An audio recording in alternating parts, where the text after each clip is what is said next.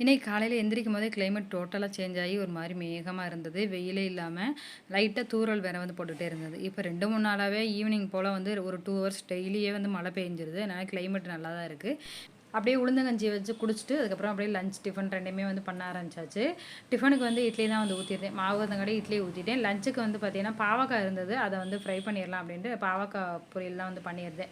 பாவக்காய் வந்து எனக்கு அந்த அளவுக்கு பிடிக்காது. ஏன்னா, என் ஹஸ்பண்டுக்கு வந்து ரொம்ப பிடிக்கும். அதனால அவங்களுக்கு செஞ்சு குடுத்துடலாம்னு சொல்லி அவங்களுக்கு தான் செஞ்சு குடுத்து, அவங்க அனுப்புனதுக்கப்புறம் பாப்பாவோட ஃப்ரெண்டு இன்னைக்கு வந்து வந்திருந்தா. அவளுக்காக கொஞ்சம் வித்தியாசமா ஏதாவது செய்யலாமான்னு யோசிச்சேன். ஆனா, வீட்ல நான்வெஜ் இன்னைக்கு வந்து எடுக்கல. அதனால பார்த்தீங்கன்னா, தேங்காய் பால் சாதம் வந்து செஞ்சிடலாம்னு சொல்லி தேங்காய் பால் சாதமும், பொட்டேட்டோ ஃப்ரையும் வந்து பண்ணியிருந்தேன். அவள் வந்து சாப்பிட்டு அதுக்கப்புறம் கொஞ்சம் நேரம் விளையாடிட்டு இருந்தாங்க.